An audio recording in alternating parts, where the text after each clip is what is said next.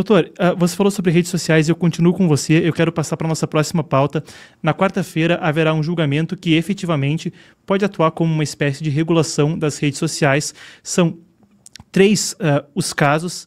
Então, em agosto, os ministros Dias Toffoli, Luiz Fux e Edson Fachin são relatores de três ações diferentes, liberaram os processos para julgamento e pediram que Barroso realizasse uma análise conjunta no plenário que acontece nessa quarta-feira. Só brevemente para eu reiterar para o público do que se trata, o Dias Toffoli é relator de um recurso extraordinário que examina a constitucionalidade do artigo 19 do Marco Civil da Internet. Claro, o Marco Civil da Internet é o que há em termos de legislação quanto às redes no Brasil. A gente tem ainda um processo sob a relatoria de Luiz Fux, analisando se provedores e aplicativos têm a obrigação de monitorar o conteúdo que é postado por usuários. Então, por exemplo, redes sociais ou provedores, de outra forma, de outros aplicativos, se tem a obrigação de monitorar o conteúdo. E ainda se eles podem ser removidos sem a intervenção do judiciário. E o terceiro processo, aquele que está com o ministro Edson Fachin, discute a viabilidade de bloquear o WhatsApp em função de decisões judiciais. Isso, claro, traz a preocupação que tem sido inerente a todo o debate e que o julgamento efetivamente atue como uma legislação sem passar pelo Congresso.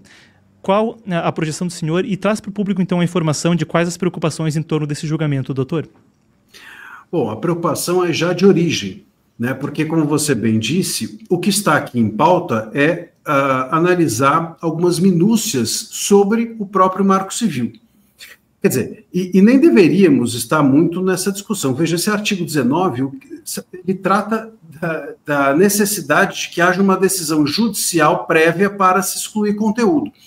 Então, quer dizer, a discussão é se é constitucional ou não exigir uma decisão judicial prévia para se excluir um conteúdo. Como é que isso vai ser inconstitucional? Talvez não seja a melhor medida, talvez ela não seja a mais prática, talvez ela não seja a mais ágil, mas seria muito curioso nós termos o STF decidindo que exigir uma decisão judicial para se excluir um conteúdo é inconstitucional. Então, enfim, parece que ele próprio diz que a sua função é inconstitucional, ou a função do judiciário, se ele assim decidir.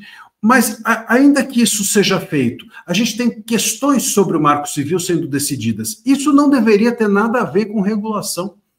Então, eles deveriam analisar essas questões sobre o Marco Civil da Internet, entender se há ou não constitucionalidade, tirar aquele artigo ou não, enfim, fazer um remendo e acabou.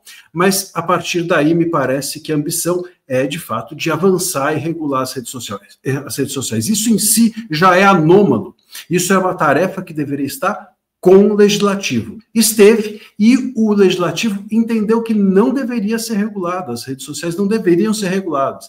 Quando a discussão estava no PL 2630, aquele PL que quem capitaneava era o Orlando Silva, o Legislativo entendeu que não deveria ser votado. Essa foi uma escolha do legislador, uma escolha legítima.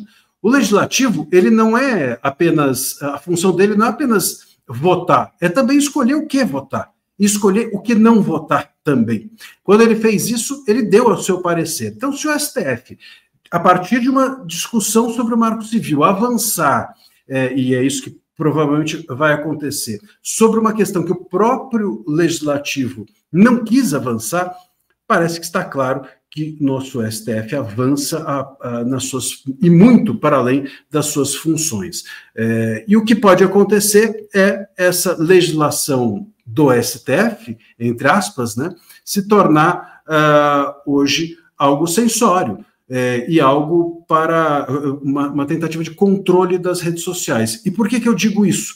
Digo isso porque a experiência que a gente tem tido com decisões do STF a respeito de redes sociais pretéritas, decisões pretéritas, e do TSE também, são decisões que enxergam as redes sociais de uma forma muito pouco afetuosa, vamos dizer assim, como se ali fosse um perigo e como se a liberdade de expressão trouxesse um grande risco à própria democracia. Bom, doutor, perfeito. Muito obrigado por esclarecer os dois casos para a gente. A gente segue com o doutor André Marcília na nossa programação ainda essa semana e muito obrigado pelo tempo novamente por nos atender. Obrigado, meu caro. Um abraço a você e a todo mundo. Perfeito. Bom, a gente ouviu então do doutor André Marcília a respeito de dois dos casos. A gente abordou o caso do vazamento de áudios que vem ontem pelo Fantástico relacionado às investigações da semana passada e também sobre a regulação das redes ou um julgamento cuja jurisprudência pode equivaler à regulação das redes. A gente segue monitorando o caso que na quarta-feira, então, deve ser decidido no Supremo Tribunal Federal.